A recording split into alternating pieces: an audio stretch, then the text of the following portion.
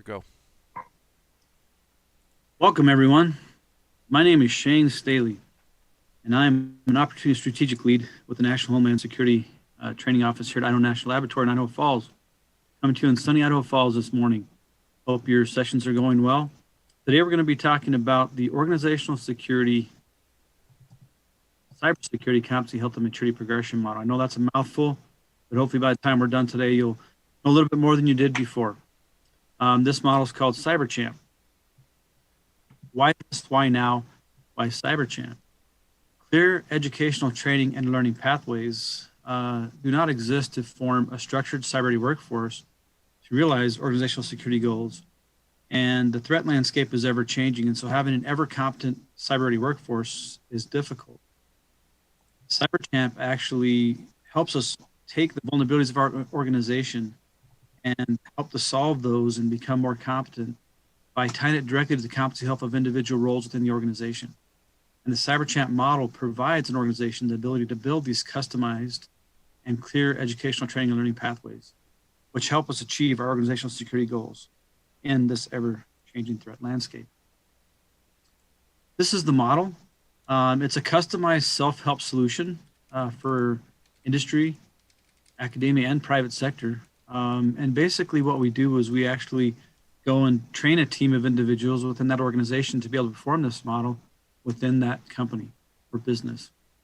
The idea here is to be able to understand the cybersecurity education gaps and then target operational readiness improvements around the competencies of the individuals within the organization.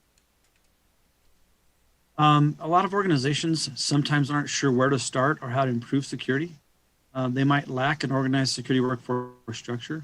Sometimes it's very difficult to understand security competency gaps. And oftentimes, if you're in a cyber role or security role, it's hard to justify training. And so it's really important to be able to develop your individuals in security. And when you have that conversation with management, sometimes it's already thought that my security is an overhead unit anyway. Why would I spend more money there? So the CyberChamp model can be applied to all roles in an organization to help us actually build that competency and provide direct ROI to the business.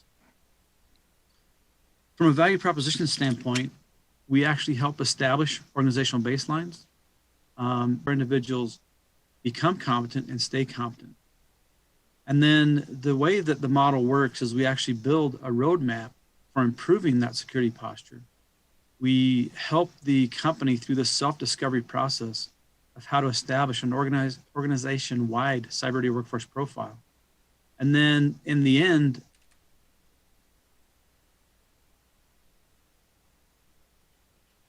security applicants are not qualified. Levels, training providers, industry and government, and the pipeline fulfillment really needs to come from the current workforce within an organization, that future workforce, students, veterans, career changers, and so on. This is actually a picture of the model. Once again, I think I showed it earlier, but here is the question we want to talk about or really consider is what's new and novel about this model and compared to other models. And quite frankly, I'll tell you not a lot. However, what is unique is that the concepts that the model deploys are generally not found under one roof to be able to get to this competency area. So on the left, you actually have specific measurements for the security state of organizations. So you have security and cybersecurity measurements.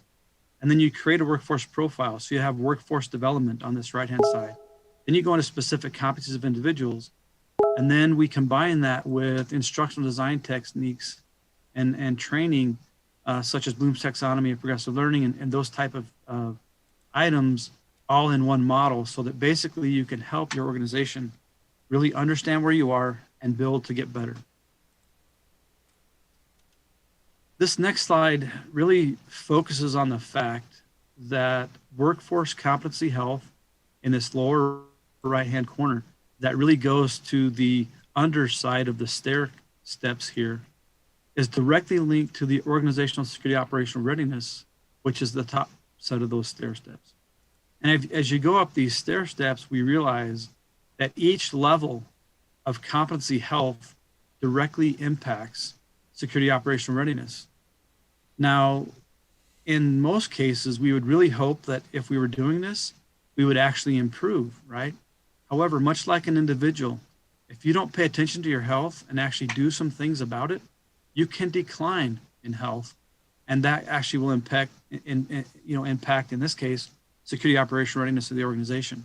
And so it's important to invest in competency of the organization so that the workforce competency health can actually always directly, positively impact your security operational readiness. The model itself has, it's a process cycle. As anything else in security, it's continuous in nature, but it has 5 phases. And phase 1, we analyze initially that organizational security maturity status. And then we help the organization understand and design a workforce structure around a cyber-ready workforce. Then we actually talk in terms of a competency profile. And we talk in terms of where they're at within their roles and within competencies. And we use the NIST-NICE framework, the NIST-NICE Cybersecurity Workforce Framework, and another framework that INL has created, which is an industrial cybersecurity framework. So this model really spans the entire gamut of security, IT, OT, cyber physical. It isn't just limited to any one area within security. And that's what's really important about this competency profile. And then from phase 3, we actually go into phase 4, where we work with this organization utilizing a task survey analysis, which I'll show you here in a minute, where we develop and implement, or the actual organization develops and implements learning paths and training plans. And think of a learning path as that career perspective.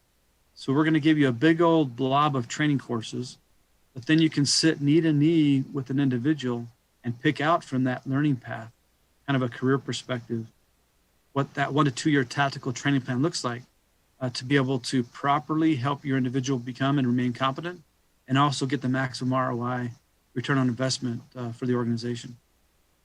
And then once you actually develop these training plans, it's up to the organization to commit and actually take the training and or do the OJT that's prescribed. And at some interval of time, you want to come back around and evaluate that success. So we would be able to do phase 5, maybe after a year, maybe after a year and a half, whatever the company thinks it makes sense, be able to see if now, after we've improved the competency health of our organization, has there been some appreciable security gain, specifically in this realm, a cybersecurity gain in what we're doing.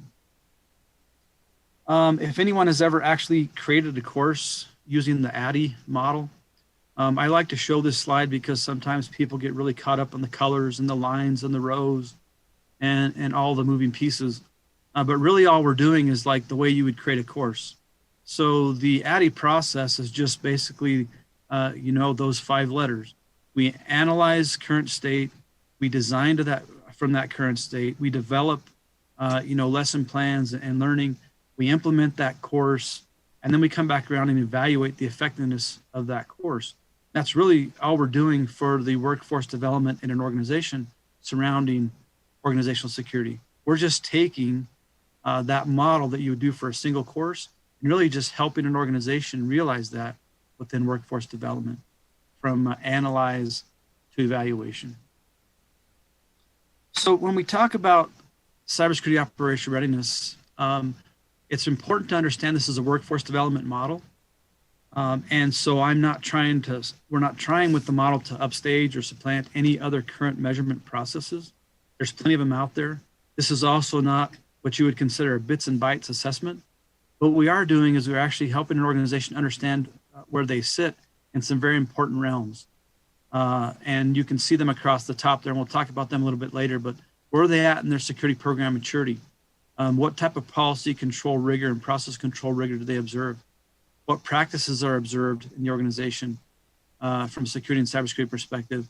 And then what policy and artifacts are actually in place? And so we give them, as you can see here, this kind of current progress look with the green area, and then specific areas of improvement that we can then attach directly to the competency, and you'll see competency needs of the organization. We'll show you that a little bit later. But let's ask two quick questions here on this part of the model. So what's the current state of the organization towards operational readiness?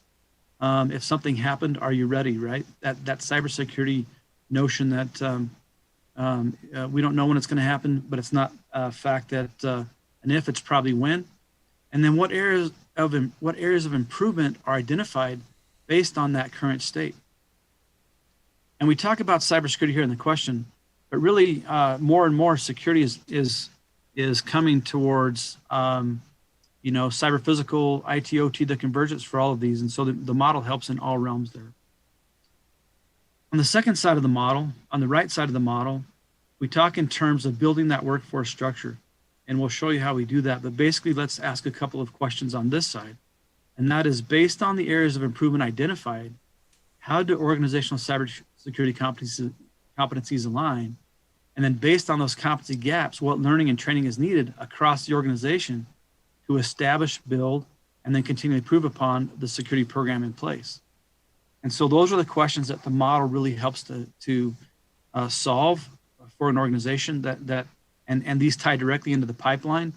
We talked about those gaps, and we identify that, we can't go out and hire 30 contractors. So I need to really develop my current workforce. But if I understand my workforce structure, I can also implement contractors where needed, or understand where to insert apprenticeships, those types of things. So there's two sides of this model, and we talked about them as sections. They span together, they're connected together by the rows called levels. So section 1 on the left is this measurement area of operational readiness. And on the right, we have competency health level. Now, if I actually compare these, and I say in my first level, if I was unprepared in operational readiness, that probably means I'm at a very fundamental level of actually understanding or actually in competency health.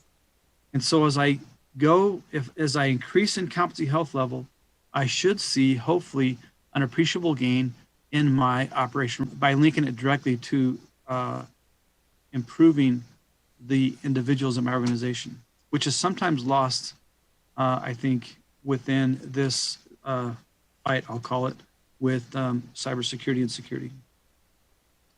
As far as the measurement analysis, like I said, as far as new and novel, we use the not a whole lot there, right? We use the cybersecurity framework maturity that came out in 2018. There's also a maturity tool that goes with that for the process and policy rigor. We use the NIST, the cybersecurity, the NICE NIST cybersecurity workforce framework. And I'll tell you how we use those. We use the tasks from there. And we use the CMMC model for the practices in this current mapping. Right now, as we speak, we're actually mapping 4 other primary main models. And so it's important to understand that the CyberChamp model doesn't rise and fall on just the practices in CMMC. There are many practices that you can map this to. We've started C2M2. You can do NIST 853, NERC SIP, 62443, whatever standard you feel like you want to map the practices to be able to measure this for your organization. The model can implement that. So let's go specifically through just a quick rundown of what we're actually doing when we measure this operational readiness area. So first of all, we're going to take a look at the NIST Cybersecurity Framework for Improving Critical Infrastructure document, and it has 7 steps in there. And we're just going to talk about, in general terms, we ask questions. We have a master template survey that we use. It's kind of a really big spreadsheet with scoring in the background. And we just go through and ask questions. And we go through each level of this measurement in the same way. And so first we're going to measure this program level. And then we'll take a look at your policy and your policy rigor. What kind of change control is in place? How often do you actually implement the policy? Is it current and up to date? And then we take a look at the process control, the change configuration management. And specifically, when we talk about processes, it's really how you're implementing the practices. And so we take a look at the practices, in this case, the 171 practices for CMMC, and we try and establish from basic cyber hygiene to advanced or progressive, how is the company doing? How is the organization doing in in actually establishing these practices. And then finally, we take a look at 24 policies that really span maturity level 1 through maturity level 5. And we've mapped that to the practices, and we say, okay, as an organization, do you have an access control policy? Do you have a remote access control policy? And we talk in terms of where those sit. So there's a lot of opportunity here to understand where they are. And then in the end, we can really get this state at the bottom that's called security maturity. So how does that look kind of as a pass? We're really just saying, okay, you know, in measure 1, we were this far, and so we're kind of accomplished at that level. And then we can see the area of improvement. So that's why we're doing this, right? We're trying to understand where do we need to improve and how can we get better? And once again, it's very important to understand here, this is not regulatory or compliance in nature. This is a self-help tool for the organization to be able to understand how to get better and improve. So we're going to go down through each one of these areas and measure each one. And then we get kind of with this is all qualitative data, but we can provide a quantitative score. And so each block in the model gets a 4% if accomplished, and really kind of a 0% if there's areas for improvement.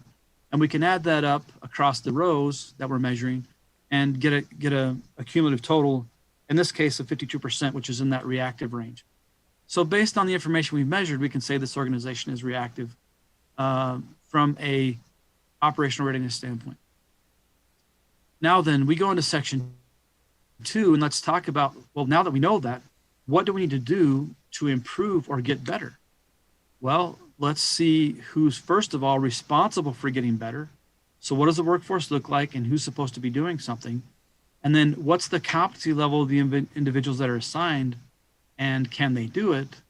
And are they capable? And if not, how can we help them be more capable? And then what training and learning paths are needed if they need help now and in the future? So let's take a look at that specifically. And we're going to start with utilizing some diagrams that I've drawn from an old model that I pulled out of the shelf, the SANS ICS GCSP job role competency level recommendation diagram. And although this isn't like theirs, I did use the information from theirs to build this. And they have 4 functions, and I call these actually cyber competency functions. I actually added a 5th function in implement. So the 4 original ones were awareness, support, maintain, and design. And I added a 5th one called implement. Now the key here is that they're mapped to job role groupings. And this is how we start to structure an organization on who's responsible for these cyber competency functions.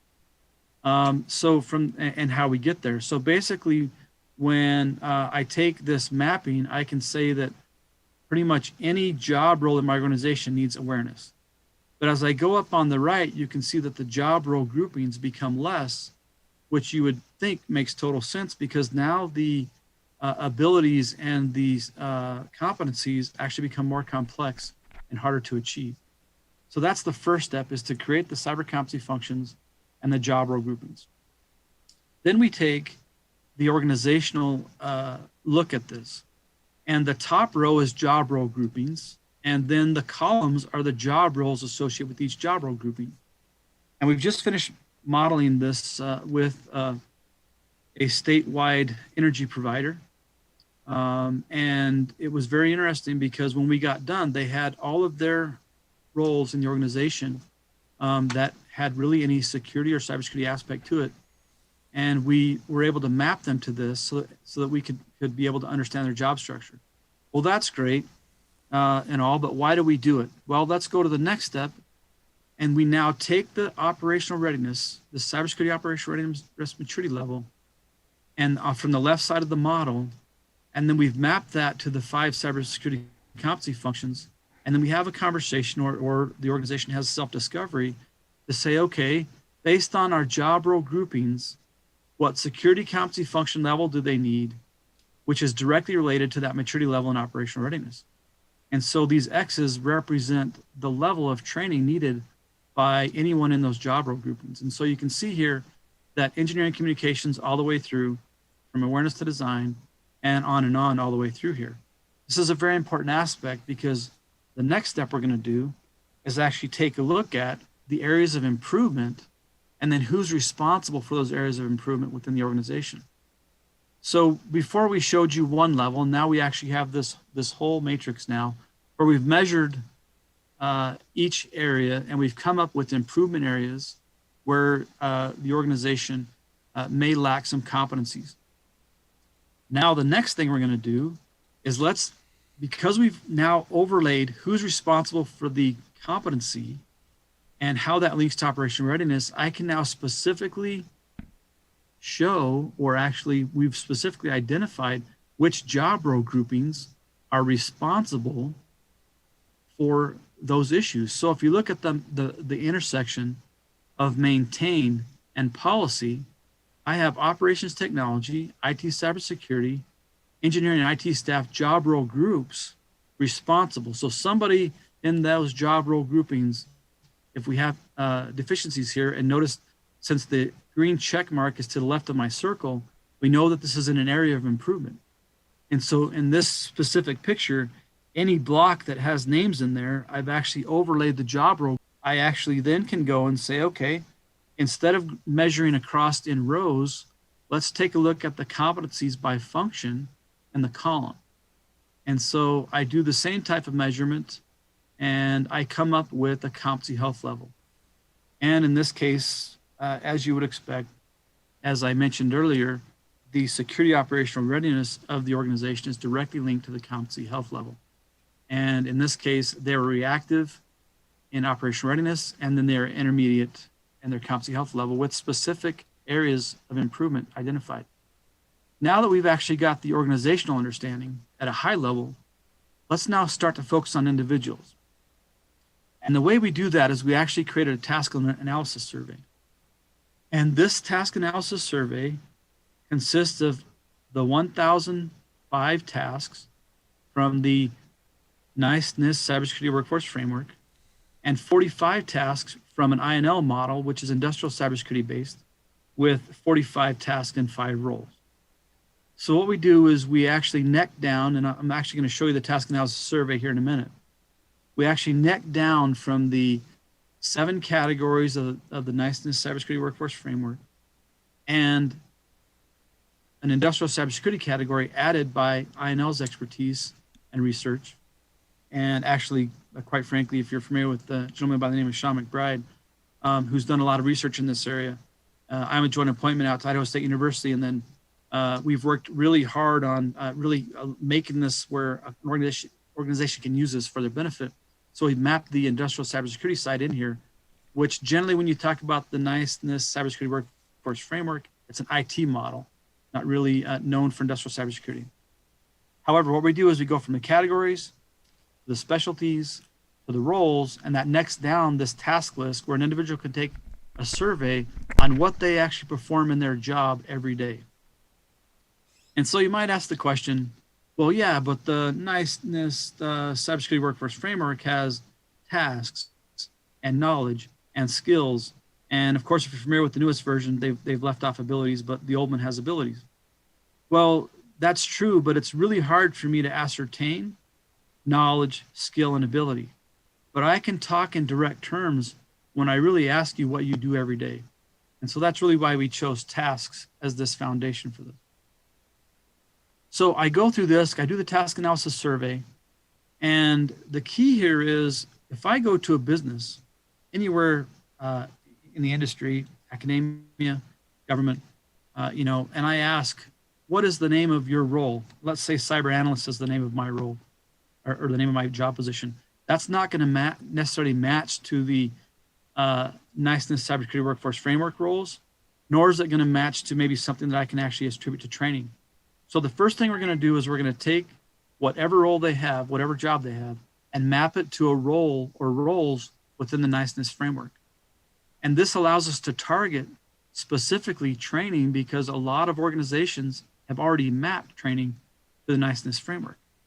So if I take a look at this pie chart on the left, and I have, in this case, have selected 24 tasks, I can actually say from that tasking that about 60% of what this individual does every day is really in 2 roles, a program manager role and a database administrator role.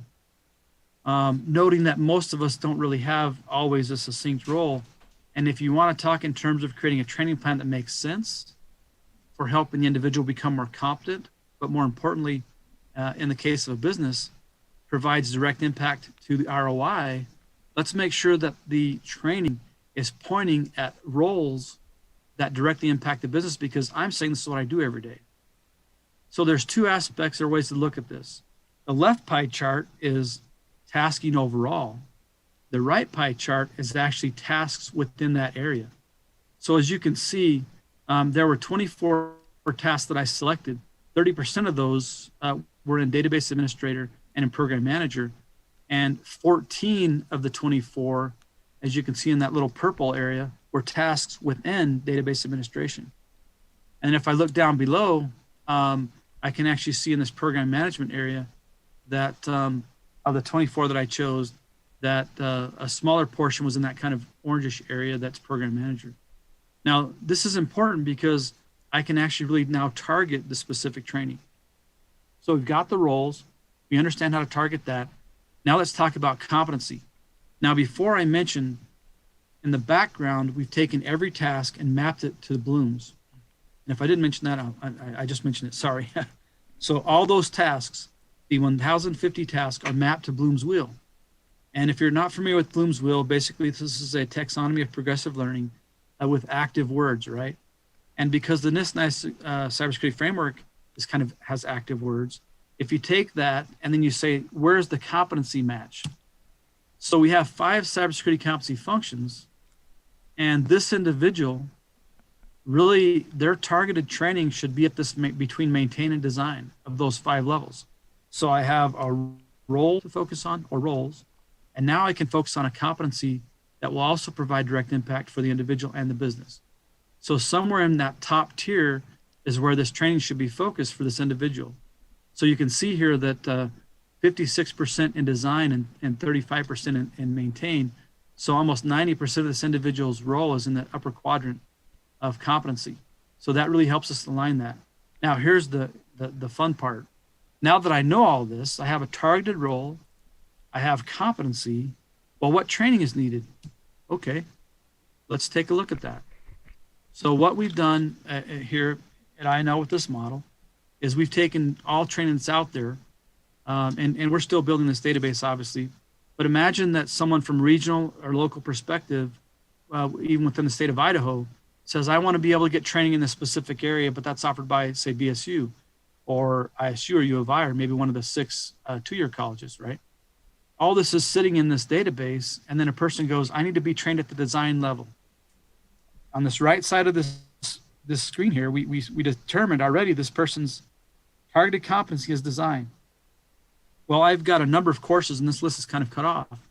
Let's say I've got 30 courses now that I could choose from. This is from ISA, this is from SANS, this might be from an academic institution or another training provider.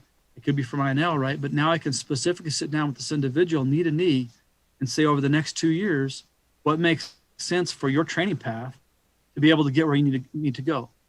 And so once again, this is a self-help model for the organization to do this with individuals. So some key aspects to this conversation is it's helping the individual, it's helping the business, but you can also save off this information. And I'm going to go through the task analysis survey in a minute, saved off in a JSON file that you can pull back in and have specific discussion. So in summary, the model measures current state. We go through a competency, these phases 2 through 4. How do we help the organization understand who's responsible? How do we target in on those competencies? And then at some interval, we come back around and we remeasure that state. Ideally, this investment, right? We can now show ROI. When we get in the conference room and boardroom and have this conversation in our roles in security and cybersecurity, we can now show appreciable gain in security by the investment made in competencies of our individuals. And so results for government, industry partners and specifically is we can provide an organizational security level metric you can talk to. And ideally, you now have a workforce profile, and think in terms of we do this across 20 organizations in aviation or 20 organizations in the energy sector. We can come up with industry and sector profiles, or we could step into an organization or into a business and help them already with some information that's coming from other organizations to make their job easier. We provide the competency health metric. We can provide learning plans that you discover by job role, which basically is, each individual and that competency health and how to increase the organizational security through those individuals. And then clearly there's self-help continuing improvement mechanisms all throughout the model, and they're kind of listed here, but we've talked a lot about those already. From an academic and training partner perspective, what does the model provide potentially? Let's talk in terms of academic institutions. If you're a BSU or U of I or ISU, maybe, in the state of Idaho, we're already going to meet with the Workforce Development Council here in the next coming weeks and starting to build some of these things. How do we actually start to target, training and provide specific training to those businesses and industries, and then feed that back into our academic and training partners? And part of this issue really is how do we develop a cyber-ready workforce? Right now, if you have someone graduate, and this is not a hit on any institution at all, but if someone graduates with a cybersecurity degree, they're probably still maybe 1 or 2 years from being really helpful to that organization. So if we can actually build this competency within the structure of how we get there, and we talk in terms of the pipeline, imagine the model not just being for organization, but the model being for how we actually build this. We can actually come back around and say, okay, when someone graduates from a 2-year or from a 4-year, they're cyber ready because we've actually built that competency into that, and the industry's feeding that back to academia, and academia is better informed. And we can actually, from a training provider, academic perspective, we can build together and make sure that when we train this, that we're building in soft skills and hard skills, and testing, which is also part of the model that I haven't really gone into. But the key here is it's all about competency and helping the individual, because if the individual is competent, then wherever they work, the organization will succeed. And overall, we're going to raise that cybersecurity and security bar. So that's the model. Now what I'd like to do is I'm going to stop sharing this presentation, and I'd like to take a few minutes to go into the task analysis survey. And I think that'll leave us plenty of time for questions. So 1 second while I stop this, and let me share out the survey here. So what you have on your screen is the CyberChamp task analysis survey. And what we're going to do is we're actually going to, hold on, my next is not view. I have to go next and then move back over. Yeah, I think I moved that screen. So what we're going to do is we're going to take a look at an individual's position. So let's say that I'm a cyber analyst. And maybe I type in my job description, whatever that job description is. Now, the key here is I can actually choose a sector, and this sector can be, whatever it is. So let's say that my sector is, I'll just say in this case that I'm in the energy sector, and that I actually, of the DHS critical functions, maybe my main function is that I actually distribute. And let's say I transmit electricity. So that's just some data capture we can do as we move forward to help move this, but that's not really the main point, but some things are in the background. So now I see the 7 categories from the NIST Cybersecurity Workforce Framework, and the 8th category, industrial cybersecurity, which we've added with the INL's background and expertise, as that's really what we do here, and one of the main things we do here.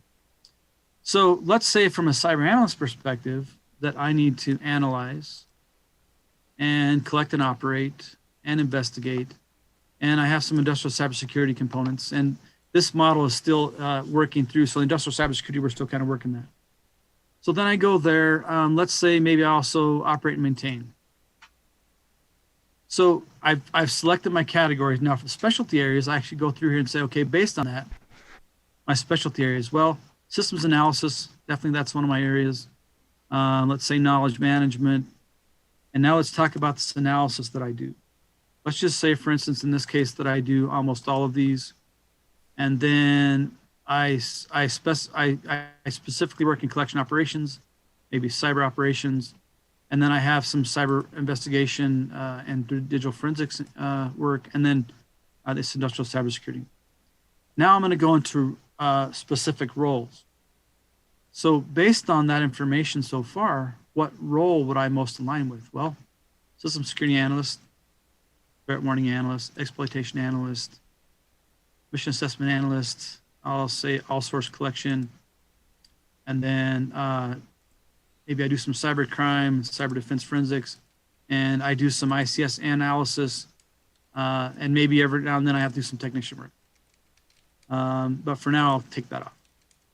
So what I've got here is I've got these roles picked. Now what I've done is by selecting so far, all I've done is neck down to this task list. So now what I'm going to do is it's going to take probably an hour or so. I'm going to go through this and I'm just going to randomly pick. Now, ideally you would be reading these and see, you know, what do I actually do in my daily job, right? So I'm taking these specific tasks and I'm selecting them based on what I normally do as part of my role. And let's say that, you know, I'm actually really understanding, you know, I'm actually seeing what I do on my daily in my daily work. So I'm going through this list, and like I said, I'm just randomly picking here. And the other thing that I'm going to mention here in a second is we actually have an opportunity for you to actually really create custom tasks as well, and I'll show you that in the next selection. So like I say, this is going to take a while for you to actually go through based on what you've chosen. And this is going to be even more difficult depending on how long the individual's been in the organization and how many roles they're assigned. When we did this, when we validated this model here with this organization in Idaho, they had an engineer with 9 roles. And so this was a very interesting discovery for them. So I hit next. Let's say that I need to actually talk in terms of a task that wasn't in it that's really important for me. I can add that task and we can build this task database out and make it longer. Now I'm going to hit next, and what I'm going to see here is based on all that information I chose, this is a really tough one, right? Because look at all the things this individual does. And so this is another thing that's really important for an organization to understand when it comes to security and cybersecurity. How much is your person doing, and are they assigned too much? And really, can you ever train them in a millennia based on all the roles you've assigned them? So the key here is to have a specific discussion. Now, I chose 69 tasks. And of those tasks, I look at this pie chart, and although it's broken out pretty good, this pie on the left is really confusing, right? This is where the pie on the right comes in. So based on the 69 tasks, I can see in this purple here that if I go down, or if I chose the system security analyst, that's probably a large portion of what I need to focus on when I establish my training plan, right? And it kind of gets lost in the pie chart over here. This pie chart on the left really becomes that discussion on, wow, does this person have too much on their plate? The one on the right can become really, okay, let's talk in terms of where we need to narrow in on training, right? So where am I going to get the best bang for my buck on helping this individual become better? It's in the system security analyst, and then this little aqua color one, right? Which even over here shows a little bit less, right? So the 69 tasks, 20 of them were in the exploitation analysis area, and 10 were in the system security analysis area. So 30 of the 69 tasks, basically 50% of my role, were in these two roles. So 2 different really important ways to look at the information. Now then, what competency should I focus on? I now want to take a look at, now that I know this information, where should my target be? Well, based on this individual, 60% of their role is right in the middle. You've got awareness, support, maintain, implement, design. So with this individual, pretty much 60% ought to be targeted in that middle tier. Now then, what's the most important thing? Now that I know all this information, how can I help this person become competent and remain competent? Well, let's take a look at these training levels. So I've got awareness, I've got support, I've got maintain, I've got implement, I've got design. But we've already established that 60% of this person role is in this maintain area. And for brevity's sake, not all the courses are listed here, but basically 60% of this individual's tasking that this company has them doing every day is in this maintain area. Then I probably ought to choose courses from this area to specifically help them become better and provide direct ROI impact to the business. I can now sit down as a manager with this individual and select a training course that makes sense, a tactical training plan, 1 to 2 years out, to say what courses do I need to take that can impact this individual, help them grow, help the organization get better. Now then, let's take a look at another aspect that's really important. On this top level here, I can actually go into data and I can export this file out. I'm going to do that. And it exports out as a JSON file. Now, after I export it out, I can go into my downloads. In this case, I can pull it back in at any time within the year or a year and a half, whatever. Open it back up. I've got all the data I saw before. And now I can sit down with my boss and say, Shane, I'm not really sure that we do operate and maintain. So in this particular role. Or maybe, industrial cybersecurity. So you can have this conversation, remove things and add things, right? Then I can go here and say, I think we need to take some things off here or maybe add some things. And so this is very negotiable. Now then, another cool thing. Imagine if you wanted to figure out in my company, a cyber analyst ought to look like this. So you can use this task analysis survey to build that golden child, so to speak. And you can say, oh, here's the exact things I want them to do. Here's the exact training they need. And so every single one of your cyber analysts can be compared to that task analysis person or, the profile you come up with from there. So that's about where this piece of my presentation ends. And I will take questions.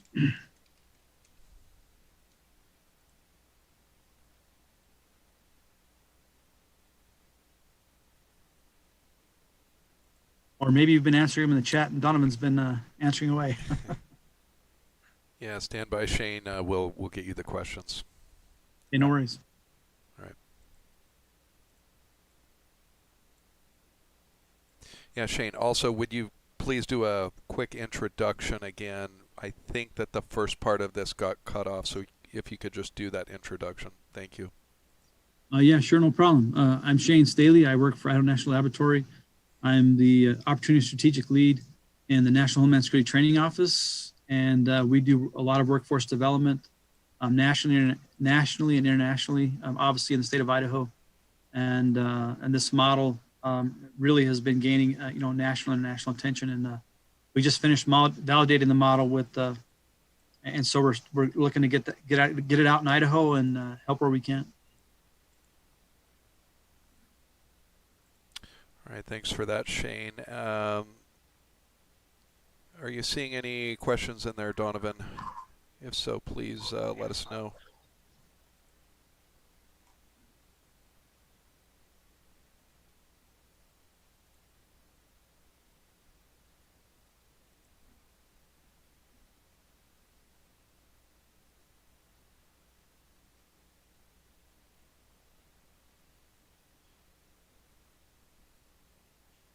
Yeah, question. So will this help a person or an organization to keep track of training and competency of the person and organization? Yes, that's a great point. We're actually working on that tracking mechanism as we speak. We're actually working with an organization called Cyber Knights, as in the Knights of the Round Table. They actually have hard skills testing, soft skills testing, and the tracking mechanism really from K through career. So that tracking mechanism really would not necessarily, you link it into the company, but ideally this would allow you to be able to track those things. Well, that sounds great. How could someone find more information on the Cyber Knights? Cyberknights.us, all one word.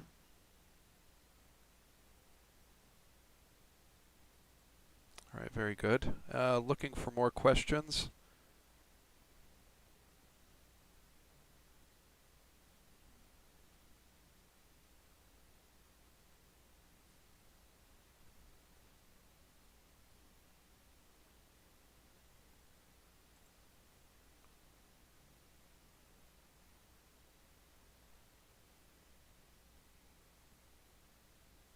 All right, we did have a question that didn't come through the normal channels, but with CMMC, how does the framework intertwine with CMMC and also NIST procedures?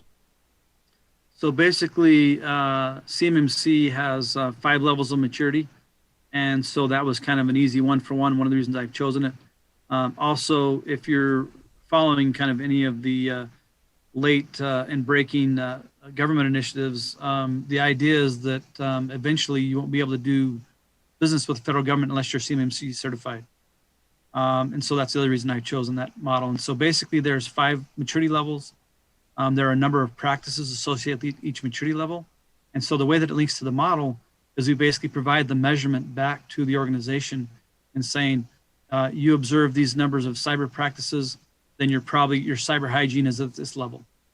And that's kind of how that links. And as I mentioned earlier, we're actually working on that same type of practices database with C2M2, HIPAA, and a couple of others so that these can be used across sectors and industries. All right, very good. And related to that question, I see how does someone get started if they are a small business and want to do business with federal government into CMMC if they're at a base beginning level? That's outside of my realm. Certainly. We can certainly help you from the standpoint of utilizing the model. We'd be happy to provide a presentation to your organization. Actually, we can introduce you to CMMC and what those levels are. You can see how you match up. And then potentially, generally, if you're not familiar with the way that federal government works, from a smaller business perspective, there's a whole registration process that takes a while before you can get on that database, right? But and they're not there yet. So sorry, I'm not too experienced in that realm, but I do know that I have had some individuals and organizations that I've known that have wanted to get on the federal government registry, and it's a laborious task, but I think eventually CMMC will be a huge component of that. Yeah, absolutely. All right, I'm not seeing any other questions. Actually, there is one more. So, So we also have another question on YouTube. Yeah, go ahead. Oh, there is. Okay. So will this be available anywhere, such as online, so someone to track their competency and to figure out what training to go get next? That's a good question. Yeah, great question, and we're working towards that end. Right now, we're actually working. The question on YouTube is, will this... Hold on, Don. Let me answer this one. Unless that's the same question. I don't know. I think it's the same one. Oh, okay, sir. So basically, the idea is we're actually building an app. We'd like to make this an app, right? But it's taken us some time, and so we really feel like we need to develop this a little bit more on our side. A little insider baseball. We actually are working some aviation cyber initiative, healthcare and public healthcare sector work. We hope in the near future help validate the model, get it a little bit more succinct, and then ideally we would like to have this. Imagine this being a handheld app where you can actually do that. So it's a while till we get down the road. But to answering the question specifically, yes, we want to make this more and more portable, a lot easier to use. The facilitated portion with validating the model took us, thank you very much, COVID, 9 months. But actually this model, if you actually took it, now that we've got the processes worked out and these different things, you could probably do this within 2 to 3 weeks with the right people in the room and doing the right steps. And right now that would probably be a little bit of INL facilitation. But eventually we'd like to make this really more of a self-help type thing with only maybe a 1 to 2 day train the trainer type of thing, and then you're off to the races. All right, very good. And just checking to see if we have any other questions in the YouTube live or any other channels that come in. I'll do one last check. Sometimes we get some of these a little bit later here.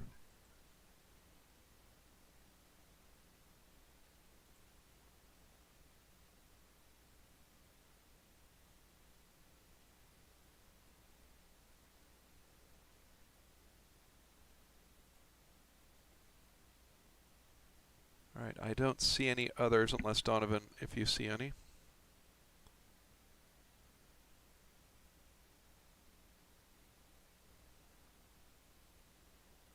Yeah, I see no further questions.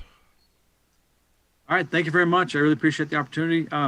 My contact information is shane.staley@inl.gov. I am not seeing anything. If you all want to reach out to me, if you want to know more about the model, or if you want us to provide you a deeper dive into the model and how it can help you in your role in your organization, please reach out. We're here to help.